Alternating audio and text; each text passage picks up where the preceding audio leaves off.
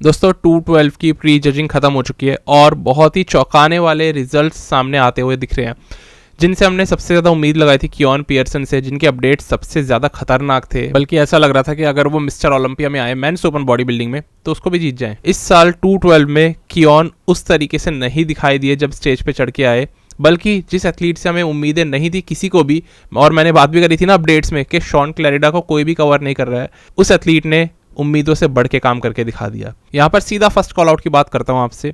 कियोन और Shawn select हुए, इनके साथ में निहात काया भी सेलेक्ट हुए। तो दोस्तों हैरानी ये चीज़ देख करके हो रही थी कि कियोन और शॉन दोनों के दोनों ज़बरदस्त बॉडी दिखा तो रहे थे, लेकिन शॉन ने कुछ ऐसे इंप्रूवमेंट्स दिखा डाले जिसकी उम्मीद हम में से किसी को उनसे नहीं थी, और दोनों ही फर्स्ट कॉल आउट के अंदर सेलेक्ट होते हैं। सच में ऐसा लग रहा था कि अब ये क्लैरिटी दे पाने मुश्किल है कि कियोन इस साल जीतेंगे या शॉन क्लैरिडा।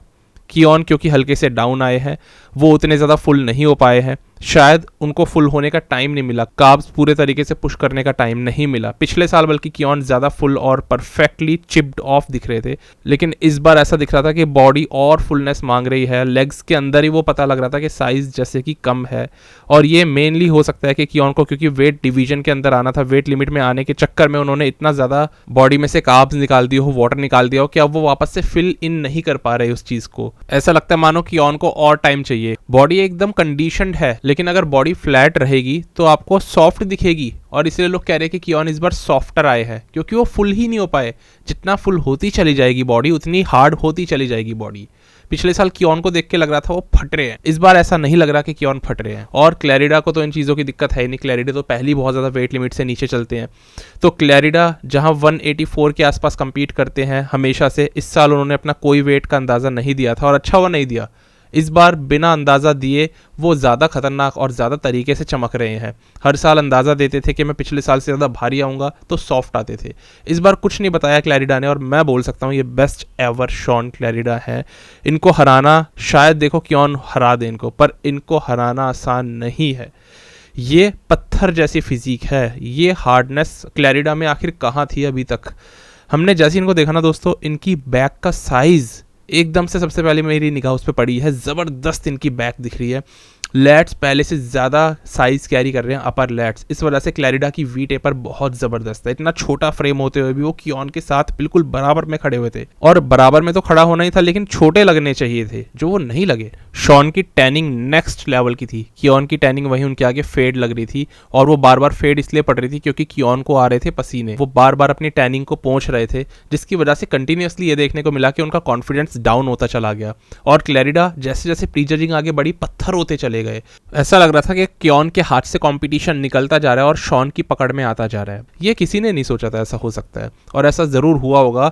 हमारे पास अभी कोई स्कोर्स नहीं है, और स्कोर कार्ड्स तो आएंगे भी बाद में ही, रिजल्ट जब अनाउंस हो जाएंगे। कोई भी जीते, बट ये ऐसा शो है जो आसानी से क्लैरिडा हारेंगे नहीं। तो मेरा पॉइंट सुनना, मैं क्या कहने जा रहा हूँ। कियोन पे पिछले साल मसल्स कम थी, लेकिन वो ज़्यादा फुल थी। इस बार मसल्स ज़्यादा हैं, लेकिन वो फ्लैट हैं।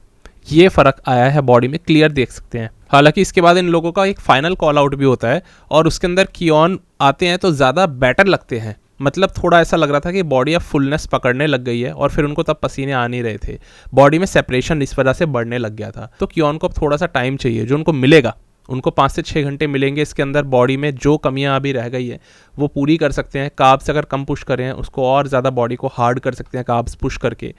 बस ये देखना है कि फाइनल्स में कियोन कहीं और सॉफ्ट ना हो जाए, फिर तो कंपटीशन उनके हाथ से ले जाएंगे शॉन क्लैरिडा। बट सही में कियोन के इंप्रूवमेंट्स हैं नोटिसेबल, ऐसा नहीं है कि उन्होंने कुछ ख़राब करा है। कई बार पीक सही से नहीं हो पाती है बॉडी, और ये वही केस है। कियोन की अगर मैं बात करूं तो इनकी चेस्ट पहले से ज़्यादा मुझे हार्ड दिखाई दी, बॉडी में बैक के अंदर स्पेशली पहले से ज़्यादा ड्राइनेस दिखाई दी, और मसल्स ज़्यादा हैं बैक में।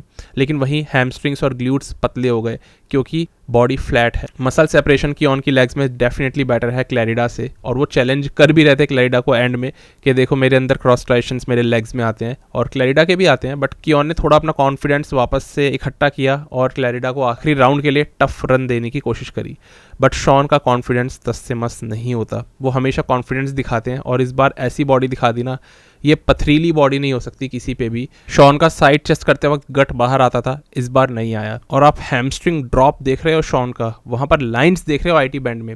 फिर अब अगर हम चेस्ट की बात करते हैं, किस लेवल पे हार्डनेस है शॉन की चेस्ट में। ऐसा नहीं है कि ऑन कम हार्ड है, बट शॉन का जो शोल्डर का भी साइज़ है और वो हार्डनेस है, वो फिर वो टैनिंग भी आ जाती है। ये सारी चीज़ें मिल करके ना कुछ ज़्यादा ही मज़ा सा बांध देती है। कियोन कहीं ना कहीं इसमें इसलिए फेड लग रहे हैं, बाकी तो इन रियलिटी में पता लगेगा, क्योंकि जो जजेस देख सकते हैं हम लोग बिल्कुल नहीं देख पा रहे। इतनी घटिया महावाहियात ये क्वालिटी है लाइव स्ट्रीमिंग की। मतलब मैंने बताया था आपको पिछले साल भी कि ओलंपिया वाले ये कोशिश करते हैं कि अपना लेवल और पहले से कैसे गिराए, अपने आप से कम्पीट करते हैं लेवल गिराने के मामले में।